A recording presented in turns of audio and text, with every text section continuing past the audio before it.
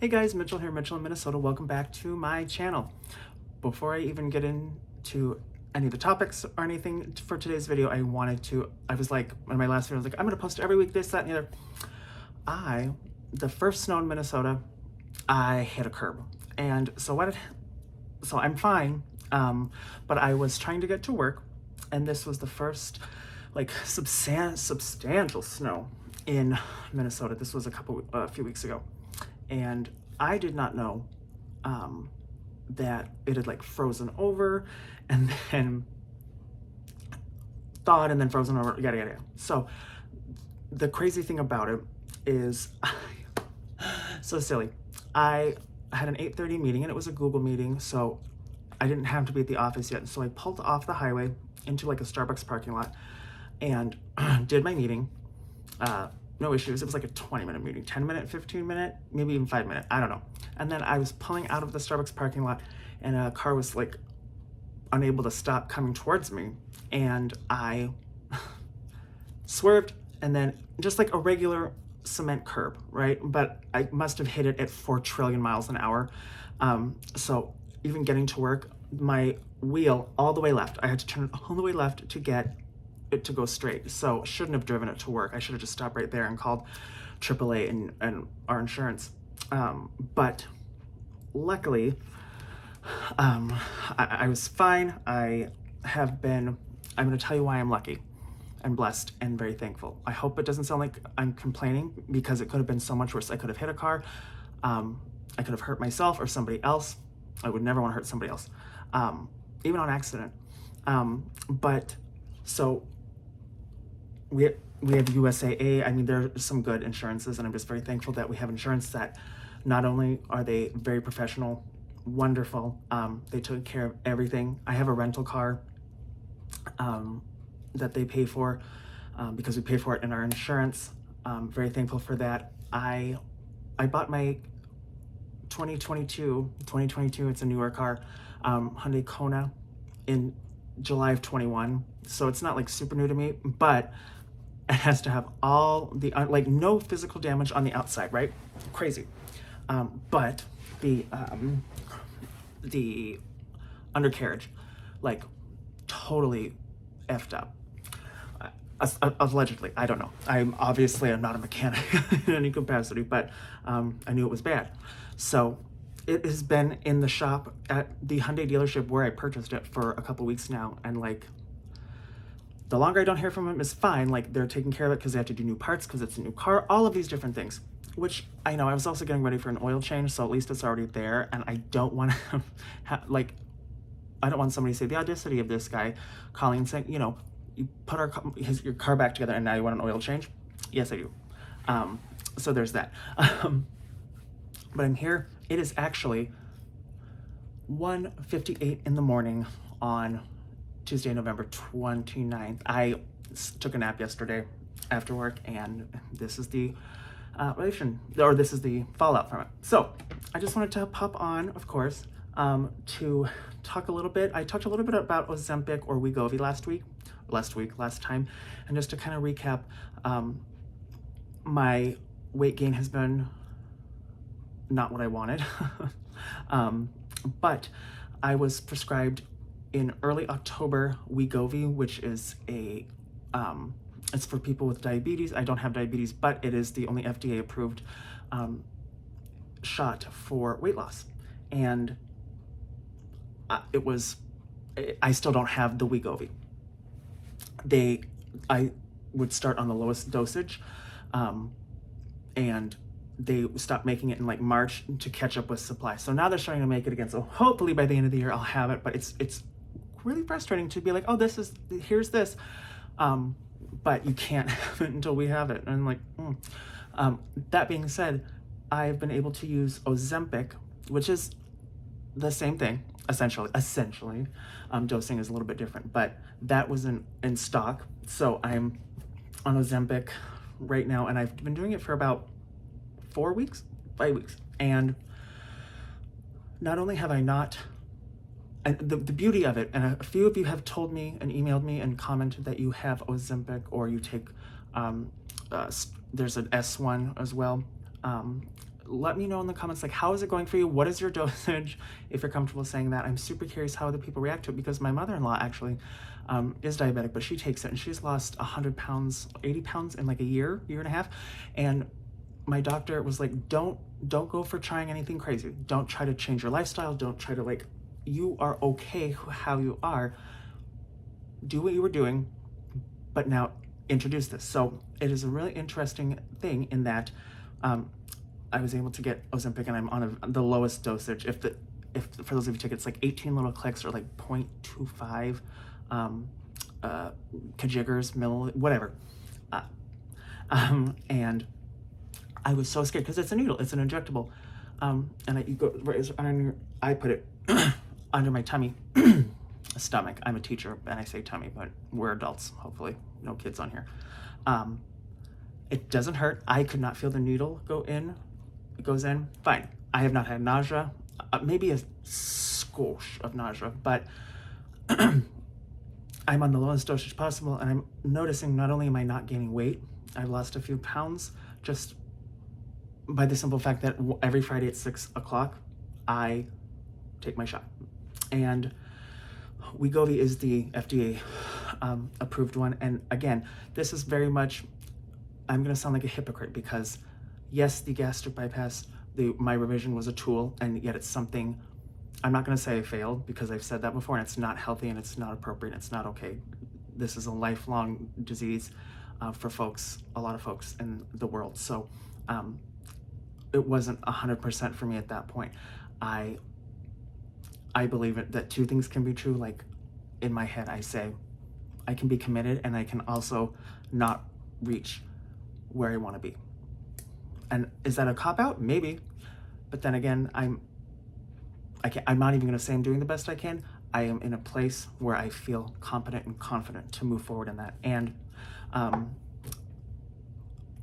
like I had said before, my appetite never changed after bypass. Hungry all the time, starving. But the Ozempic too, it's allowed me to kind of make legitimate choices and say, I don't want that. I'm not finishing meals. I'm not, even my small portion meals, I'm not finishing them, not because I'm making myself, but because my body's saying, oh, you're good. And that to me is like the single pinpoint thing that even I don't understand 100%, but like folks who aren't overweight don't understand. When you're hungry, you're hungry. Sorry, like that's what it's going to be. And if our bodies are used to cookies or chips or large amounts of good food or whatever, our body reacts in that way, right? So to take away that nagging, that desperate nagging a little bit, curb it a little bit, shut that in a cage a little bit, it allows the real us, the real person, to come out and kind of talk and be who you want to be and make good decisions and make positive decisions. It's really, I'm loving it so far. And I think I moved from one district to another, and when I was prescribed Ozempic about 6 months ago, I was on the other insurance. They didn't approve it. They did approve it on a trial basis, and this insurance, thank goodness, because it is like $1,600 a month, it is not accessible for people financially, and that is a problem. It's awe-inspiring, and I know that there are so many other medications, and at the end of the day, if I couldn't have this, we would just try something different, I know. But at the same time, our doctors know, and we trust our doctors to take care of us and prescribe the things that, if it's medication that's needed, it's medication that's needed. And I'm still a little like flabbergasted that like you can't get the dosage in, and it's not CVS's fault per se. And what's crazy, even crazier, the Ozempic and the Wegovy, same company, more or less the same thing, I think. Dosage is a little bit different, but yeah, anyway. The other medication-related news is I'm also, since bariatric surgery, when we lose weight, and I did lose quite a lot of weight, we then start to, at least for myself, a lot of folks, have other things come out, and come to find out I was depressed and I was anxious, but more so, and I've talked about it a couple times, my diagnosis of obsessive compulsive disorder, depression, and ADHD inattentive type. Now remember, not ADHD like running around, super energy. I wish more than anything, but inattentive type is my brain gets stuck on a concept and it's really hard to complete things, which is me in a nutshell, or it was for the first 29, 30 years of my life. But it's a very fatiguing syndrome. And on top of that, I am just about, or I have a diagnosis now of narcolepsy. So I'm exhausted all the time. And so all of these things were working against me, plus food, bad eating, being heavy, all these different things growing up. I am just proud that folks who are undiagnosed with things or don't get to seek help for a long time are able to survive. I went through a master's degree and part of a doctoral program without even knowing that I needed this support. And it kind of pisses me off that people didn't recommend this growing up. I do this for a living. I work with little kiddos in evaluation to see if they are, neuroatypical in their development. And it is what it is. But so what's interesting is I had no idea what Adderall was until I started. So I do take Adderall. I take quite a lot. Because I have malabsorption with my bypass, and I only absorb about 50% of my Adderall, I take 90 milligrams a day, 30, 30, 30 throughout the day. That seems like a lot. That is also narcoleptic dosage. So it kind of hits two birds with one stone. I'm able to be awake, not a raging bitch all the time, able to finish tasks and be competent and confident. And that is the most important thing. And I would not trade this for the world, because I have been able, it's incredible. My husband says, like, this is the real you when you went through this. I also recommend going to therapy. Therapists are not there because everybody has a problem, right? You go to therapists to talk, regardless of what the reasons are. Everybody should have a therapist. There should be no stigma on it. That's another one of my, pedestals or whatever. Again, and it should be affordable for folks. So that's kind of where I'm sitting at right now. All of these things, plus starting a new job this school year, it centers me to come and talk to you.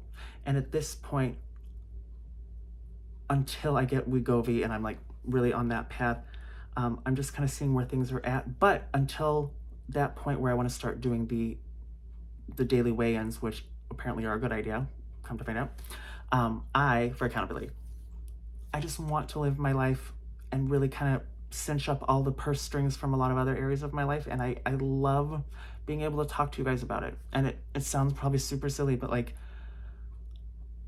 it's so cathartic. I'm an only child. I'm used to doing things alone. I love to be alone. Trust me. Ask my husband, who's not that way, and he's like, "Are you okay?" I'm like, "No, I'm totally fine." It's not a depressive thing to want to be alone. It's awesome. But I love being able to share with you because you guys are specialists in your own right. You have faced so many things, and you've succeeded and you've survived and you've moved forward. You're thriving regardless or not of what anybody else would consider thriving. So I want to thank each and every one of you for that. I'm trying to think of what else. You know what else I'm really into? Calligraphy. I'm starting to get into calligraphy, which is so funny because I started it because my printing was so terrible.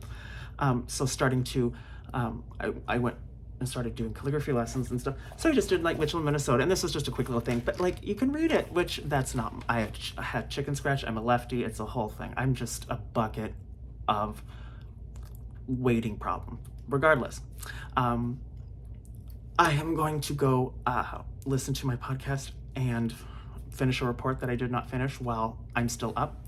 I want you all to know how incredible you are, and I have an idea of what I want to talk about next, but like if there's something you want me to talk about more in depth or something that you're curious about, please let me know, because I want to do videos like that. Like I like researching too. So if nobody told you today that you were valuable, that you were worth it, that you're beautiful, that you're kind, that you're intelligent, and that you're valuable in every capacity, that is okay, because not only do we not need that sometimes, I know it, you know it, and if nobody says it to you today, I'm here, I'm going to say it to you, you are all of those things and then some more. I'll see you soon.